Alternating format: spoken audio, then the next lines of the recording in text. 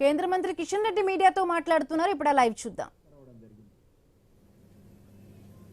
ఆ సంస్కరణలో ఒక కోల్ సెక్టార్కో ఒక మైనింగ్ సెక్టార్కో లేక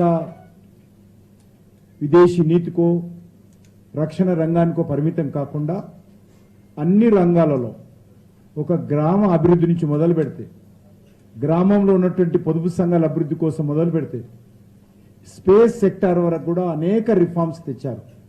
దానికి సంబంధించి ఈ 2-3 రోజుల్లోనే అనేక రకాలుగా మీకు అందరికీ మరి వివిధ రకాలుగా ప్రభుత్వం తరఫున పార్టీ తరఫున మీకు వివరించేటువంటి ప్రయత్నం చేస్తాం.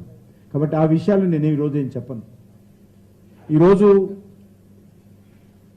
నాకు సంబంధించినంత వరకు ఈరోజు నేను బాధ్యతలో ఉన్నటువంటి కోల్ అండ్ మైనింగ్ సెక్టార్ సంబంధించినటువంటి కొన్ని విషయాలు మీ ముందు పెట్టేటువంటి ప్రయత్నం చేస్తాను. నేను 2 సంవత్సరాలుగా మంత్రిగా ఉన్నప్పుడు కూడా మరి మన హైదరాబాద్ సంబంధించినటువంటి మీడియా ముందు ఈ విషయాలు చెప్పలేదు.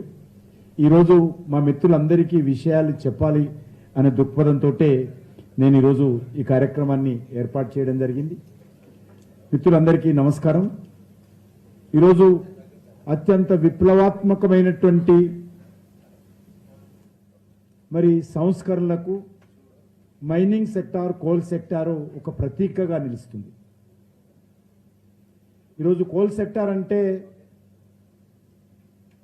5 లక్షల మందికి మేము డైరెక్ట్గా ఉద్యోగాలు కల్పిస్తున్నాం. ఒక 25 లక్షల మందికి పరోక్షంగా ఉద్యోగాలు కల్పిస్తా ఉన్నాం. దేశంలో అత్యంత కీలకమైనటువంటి సెక్టార్ ఈరోజు మరి ఈ యొక్క కోల్ సెక్టార్ అని సందర్భంగా మనం వస్తున్నాం.